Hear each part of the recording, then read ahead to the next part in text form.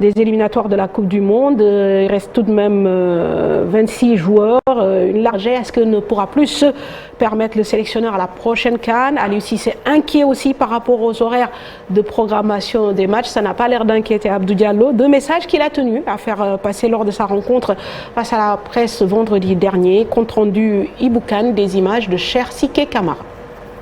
Une liste pour jouer les 2 premiers matchs des éliminatoires du Mondial 2026. Sans nouveauté, Aliou Cissé a sélectionné 26 joueurs avec pour objectif de bien entamer cette nouvelle campagne. C'est important de bien aborder en réalité ces éliminatoires comme on l'a toujours fait, en essayant d'emmagasiner, si vous voulez, 6 points sur ces 2 matchs-là. Le Soudan du Sud, c'est un invité qu'on ne connaît pas très bien, en réalité qui vient de changer d'entraîneur aussi. C'est un match que nous préparons vraiment avec sérieux, d'autant plus que notre dernière rencontre ici contre l'Algérie, on a fini par une défaite. Il est important pour nous d'apprendre à gagner chez nous et de remettre les pendules à l'heure.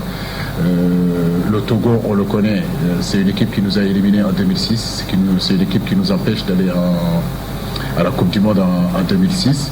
J'ai envie de dire qu'aujourd'hui, quand vous allez au Togo, ils vous parleront que de ça. On vous a éliminé durant le mondial en 2006, on est capable encore de le faire.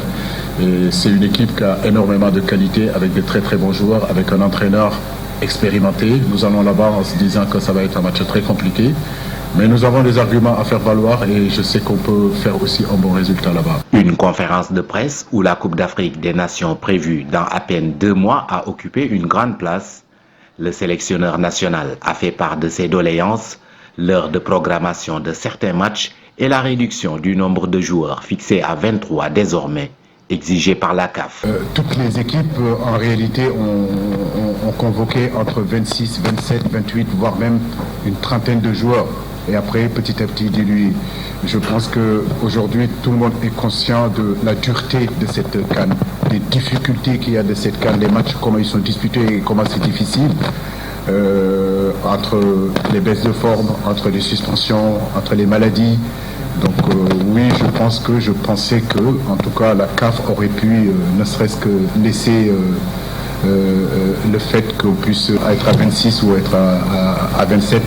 Et je saute sur la deuxième question qui est bien sûr le temps, le concept de jouer à 14h. Rappelez-vous, la dernière CAN, on avait joué à 14h à Bafoussam. On venait de sortir quand même, on était finaliste en 2019 et puis on arrive en altitude, 14h. On a joué contre le Zimbabwe, on a joué contre comment dirais-je encore, contre la Guinée, à pas être seulement que sur les gradins et sur les hôtels. Il faut penser aussi aux acteurs parce que c'est eux qui sont sur le terrain, de les mettre dans de meilleures conditions. Contre le Soudan, le public ne sera pas présent à Diamniadio. En effet, le Sénégal doit purger sa sanction d'un huis clos infligé par la FIFA, ce qui suscite regret et incompréhension de la part du sélectionneur. Pour autant, sur le terrain, il faudra faire le job. Aliou Cissé et son équipe veulent jouer pour le public sénégalais, l'absent le plus présent.